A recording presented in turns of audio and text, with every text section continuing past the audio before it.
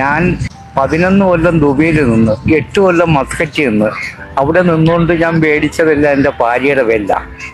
മക്കളെയൊക്കെ പഠിപ്പിച്ച് അവരൊക്കെ ഇപ്പൊ ചോവില്ലാത്ത രീതിയായി. വീടൊക്കെ വെച്ച് ഞാൻ നാട്ടിൽ വന്നപ്പോൾ എൻ്റെ ബാലൻസ് ഇല്ലാന്ന് ചൊല്ലി എന്നും ചെറിയ ചെറിയ വിഷയങ്ങളുണ്ട്. വിഷയങ്ങൾ മൂത്ത് വന്നപ്പോൾ ഞാനൊരു മനുഷ്യനല്ലേ, ഞാൻ പ്രതികരിച്ചു. അന്നേരം ഇറങ്ങിപ്പോടാന്ന് പറഞ്ഞു. ഞാൻ ഇറങ്ങിപ്പോകും. വിപ്ലവം എന്ന് പറയുന്ന ഒരു ഇതുണ്ടോ? അത് ഇപ്പൊ എറണാകുളത്ത് ഒരു വലിയ ഓഫീസിൽ ജോലിയാ. അനന്തു ആർ ദേവ്. മോള് ഇന്ത്യ ഓഫീസർ ബാങ്കില്, മരുമോൻ ചാത്തന്നേരത്തിന്റെ ഓഫീസിൽ. പിന്നെ മോന് വേണ്ടി ഒരു 5 സെന്റ് സ്ഥലവും ഒരു വീടും ഒക്കെ ഭാര്യയുടെ കാലശേഷം അവനാ. പള്ളിമുക്കി മോക്ക് മേടിച്ച് ഞാനിങ്ങനെ ജീവിക്കുന്നു. പോട്ടെ, എല്ലാം ശരിയാവും. ഇനി ആവരുത്.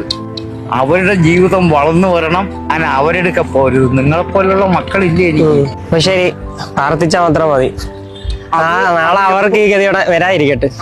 ഞാൻ ശവിക്കത്തില്ല, പാടില്ല. ഉണ്ടോ? അങ്ങനെ ചെയ്യണോ? ഒരിക്കലും ഇല്ല. പോട്ടെ, ശരി, ഓക്കെ. എപ്പോഴെങ്കിലും കാണാം. ഇനിയും നമുക്ക് എന്തെങ്കിലും മീറ്റ് ചെയ്യാം. 19 വർഷം പ്രവാസിയായിരുന്ന ഒരു മനുഷ്യന്റെ ചങ്ക് പൊട്ടിയുള്ള വാക്കുകളാണ്. ആ മക്കളൊന്ന് ആലോചിച്ചു. ആ ബാങ്കിൽ ജോലി ചെയ്യുന്ന മകളും IT കമ്പനിയിൽ ജോലി ചെയ്യുന്ന മകനും ആലോചിക്കണം.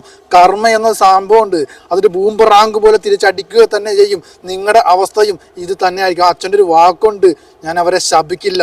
അതാണ് അച്ഛൻ എന്ന് പറയുന്നത്.